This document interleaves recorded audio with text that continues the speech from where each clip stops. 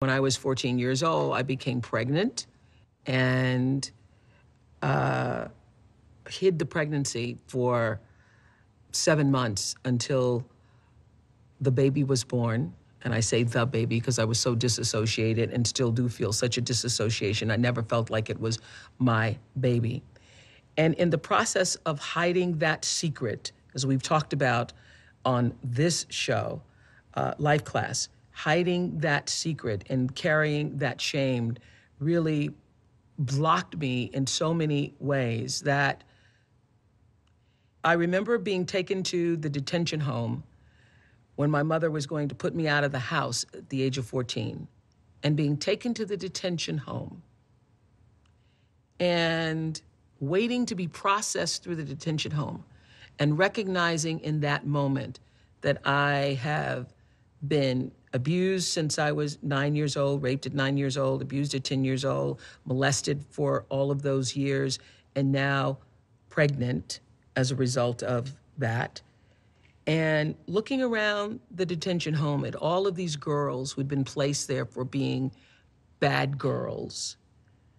And I remember having a moment thinking, now I am officially a bad girl. I'm now, for the rest of my life, going to be called a bad girl because I'm going to be put in this place.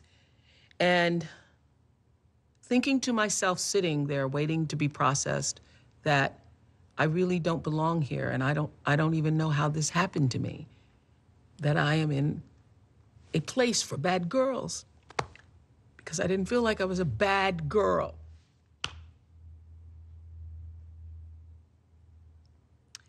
And as I sat there thinking, I don't belong in this place for bad girls because I'm not a bad girl, a woman comes out and says to myself and to my mother, I'm sorry, Miss Lee, but there's not enough room on our docket for your daughter. You'll have to come back in 2 weeks. There isn't enough room for her here. And my mother and I had to leave. And I was released to go to live with my father. And that was my saving grace.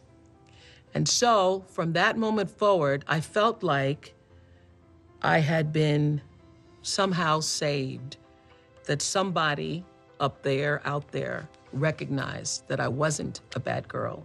And now here I was going to have another chance.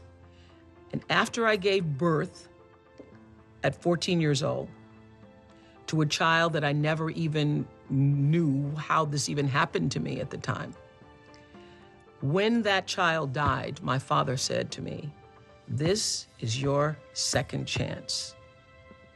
This is your opportunity to seize this moment and make something of your life. And I took that chance and understood for myself, even though I didn't have the words to articulate it, that now I know better, so I can do better.